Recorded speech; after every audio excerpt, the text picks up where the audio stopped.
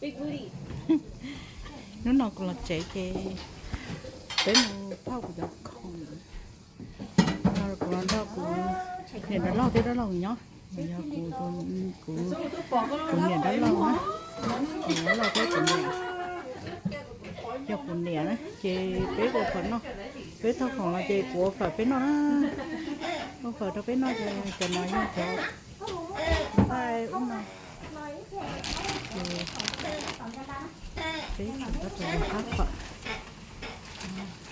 ô cho tao có mà nó có đầu có lo là mà chơi cái gì đó muốn lúa cái gì đấy ô yo yo giờ lúc ta chưa hông anh lấy luôn ta số lúc đó bữa ta nó nói mở to xẻ đi để chú mở đi cả làm mà bé con chơi đâu rồi sao mà để phải bé mở to xẻ này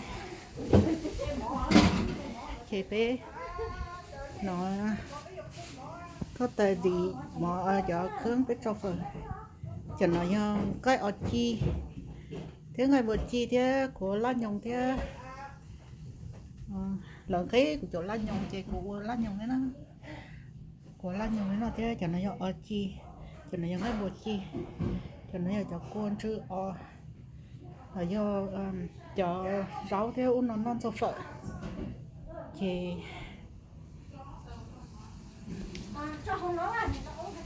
nào giờ chồng cái chiều cho phở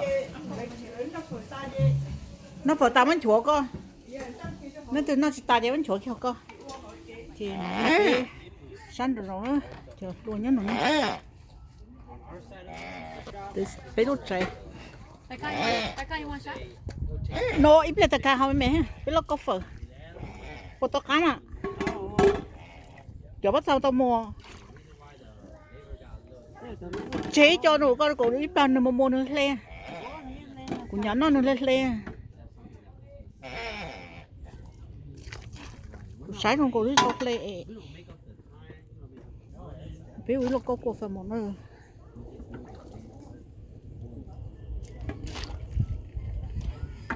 tôi nói tôi master offer nói của tôi sister bây giờ tôi chef offer nhói về là lưỡi lú lán restaurant sau nó nói của try nó có recipe chế bộ cá mà cũng khó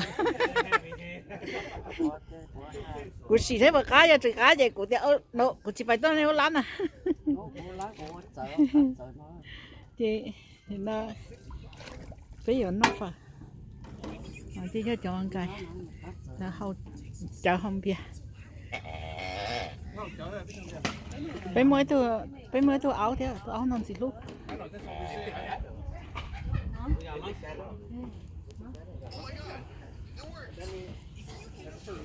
ít để bên nó chả mà thay nó sạch của nó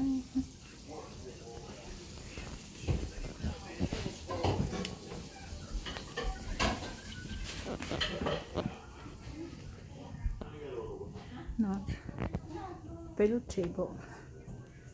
table very not fun so this is gonna be my new home nó yo của nó chế mua nó cho upstairs cho nên một sai của ta sai finger thao tao cho nó chế nó có sao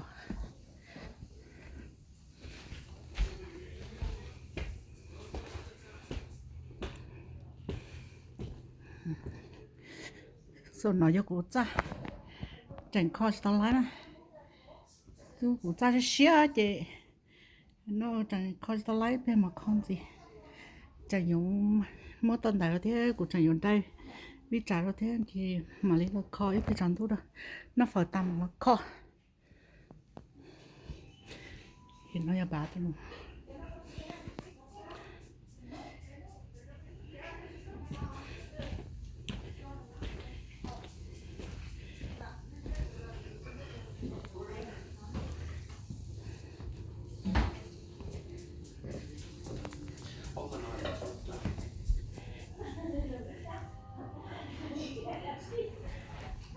outside sai thấy nó rong rễ nó chán đâu nó chán đâu nè con này nhớ con neighborhood very nice.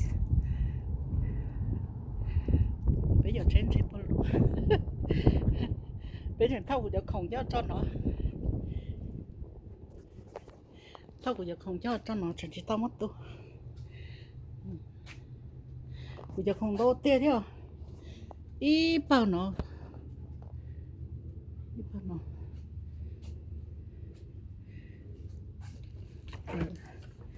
Cái này quá long.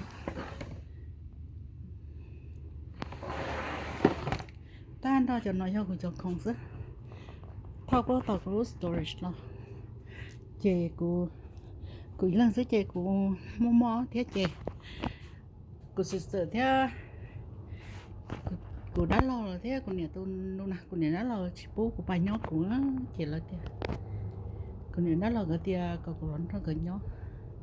Tôi còn tớ trẻ nó lo này, chi phư điện. Chị trò của đã lo á, nên đã lo thế. Tranh thế, mấy tuần sáng vậy. Còn của nó là nhóc. Giờ chỉ bố của bà nhóc của là tia của ý là cái chị còn của nó nhóc của nó. Thật tới giờ thì mua ít tu là lúc cũ là cho của nhỏ là thịt kia nó chỉ là mà bố của bà nhóc của nó chị của này đó là to còn đâu là nhỏ nó. So this is gonna be my new home.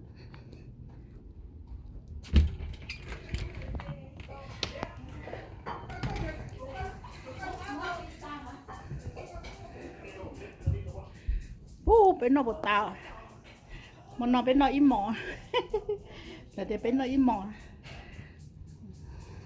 của nó lo mà nhẹ tay giả của hết có thể im mà của lúc mà trong gồm này nó lo lúc nào nhé chẳng hạn này nó lo ướt thì nhẹ tay giả con cho cây nó do của này lo cho nó cái tê ha.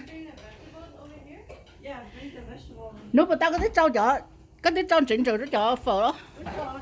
cho ông cứ cho gì đó cho đây à. Nó sẽ chỉ muốn nó bên mà thay đổi. nó cho nó sẽ